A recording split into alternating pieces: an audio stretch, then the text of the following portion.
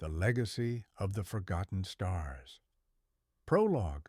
Whispers of the Past. Picture. A small village nestled among towering mountains and dense forests. Wooden houses weathered by time, smoke curling from chimneys into the sky, and all around a silence broken only by the rustle of the wind. Long ago, a family lived here, guarding an ancient secret. A secret whispered about by firelight, though no one knew the full truth. In their possession was an artifact, the star compass.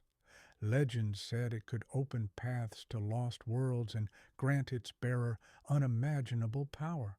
But one day, that family vanished. Their home stood empty, windows choked with ivy, and the star compass disappeared with them.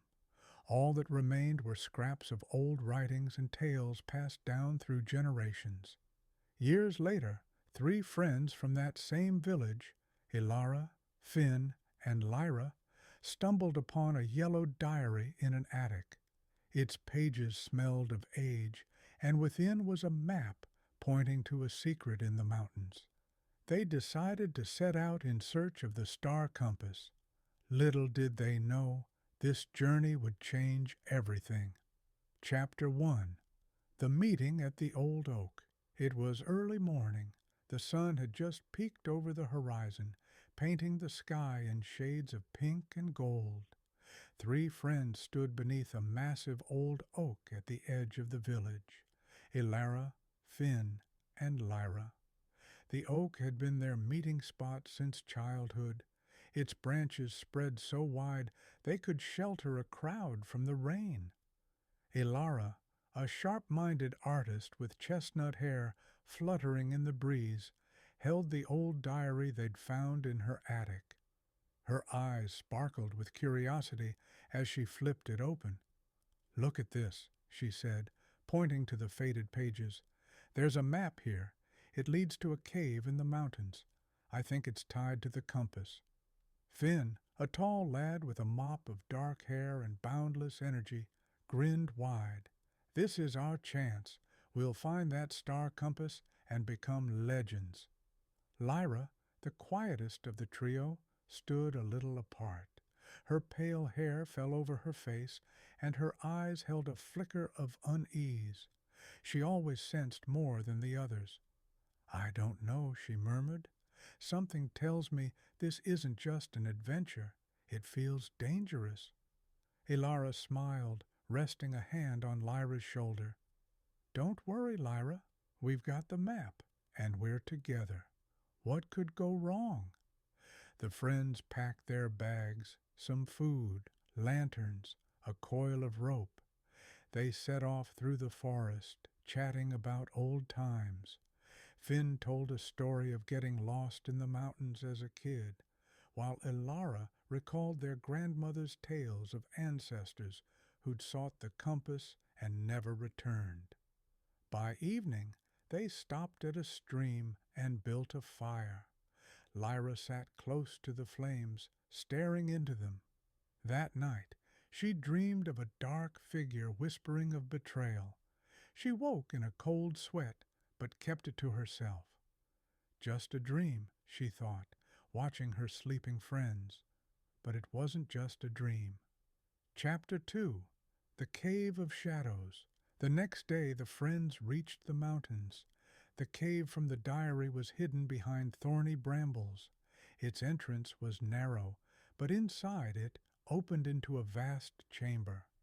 The walls were etched with ancient drawings, stars, strange symbols, lines like a map of the heavens. "This is incredible," Ilara whispered, tracing the stone with her fingers. Finn, ever the leader, spotted a hidden passage behind a jutting rock and waved them over. "Over here.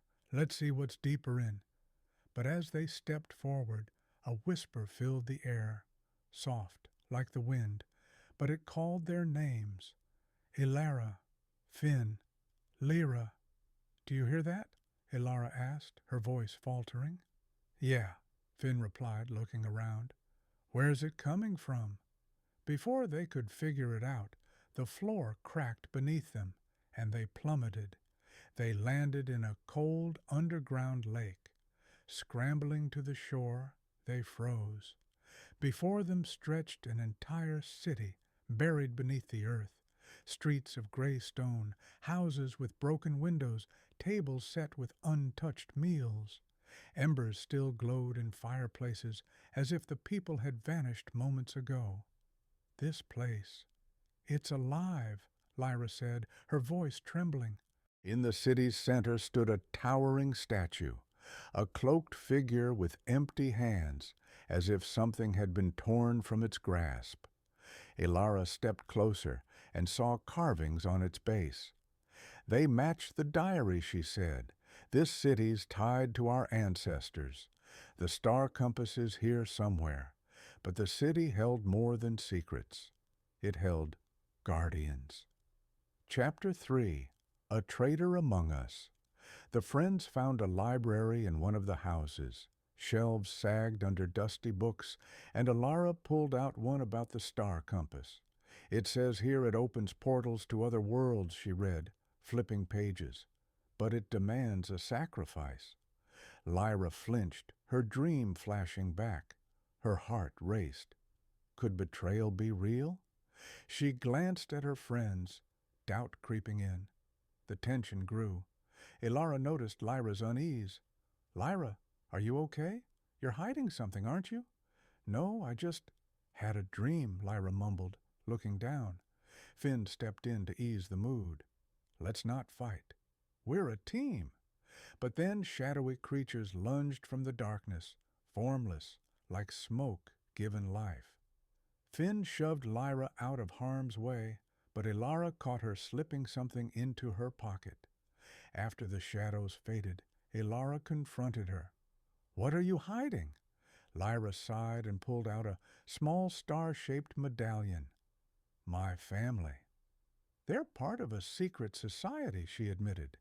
"They've hunted the compass for centuries. They made me come with you." "Were you going to betray us?" Finn snapped, his voice breaking. "No." Lyra shook her head. "I don't want that. I want to be with you." But the words were out. Trust cracked like ice underfoot. Chapter 4. The Portal to the Starlit World. Beneath the statue they found a hidden compartment. Inside lay the star compass, a golden disk studded with glowing gems like stars plucked from the sky. But as Finn grabbed it, the city shook. "Run!" They dashed for the exit, but a massive stone golem blocked their path, towering with burning eyes. Finn threw rocks to distract it, giving Ilara and Lyra time to slip past. The golem fell, and they scrambled out. On the surface, they activated the compass. The gems flared, and a shimmering portal opened. Stepping through, they entered another world. The sky blazed with thousands of stars. The ground glowed a gentle blue. Winged beings with radiant eyes greeted them, human-like, yet ethereal. "You've brought the compass," one said. "Our world is dying. Only the compass can save it. But it requires a sacrifice." "What kind of sacrifice?" Finn stepped forward. "Whoever gives it up will forget all this," the being replied. Ilara looked at her friends. "Our ancestors were here too," she said softly. "They tried to help, but couldn't finish it. Now the choice was theirs." Chapter 5. Sacrifice and Betrayal. The winged beings waited. Ilara and Finn exchanged a glance. "We'll do it," Ilara said. "It's the right thing." "Yeah," Finn nodded. "Let this world live." But Lyra suddenly snatched the compass from Finn and bolted for the portal. "I can't. My family will punish me if I fail." Finn caught her arm. "Lyra, stop. We're in this together." Ilara stepped closer. "We won't abandon you."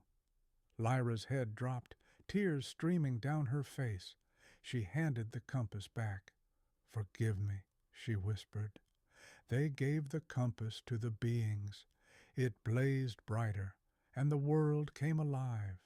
Stars intensified. The ground pulsed with light. The friends blacked out. their memories fading. They saved a world, but forgot it ever happened. Epilogue. Homecoming. The friends awoke beneath the old oak in their village. The sun dipped low, bathing the sky in warm hues. They couldn't recall what happened, but a quiet warmth filled them. In their pockets they found small star-shaped stones, smooth, glowing like pieces of the heavens. "Where'd these come from?" Finn asked, turning one in his hand. "No idea," Elara smiled. "But they're beautiful." Lyra looked at her friends and smiled, truly at ease for the first time in days. "What matters is we're together," she said softly. That night they lit a fire and sat gazing at the stars. They laughed, dreamed of new adventures, unaware they'd already lived one. Far off in the mountains, in a forgotten cave, the star compass waited for new keepers. Their story ended, or perhaps it only began.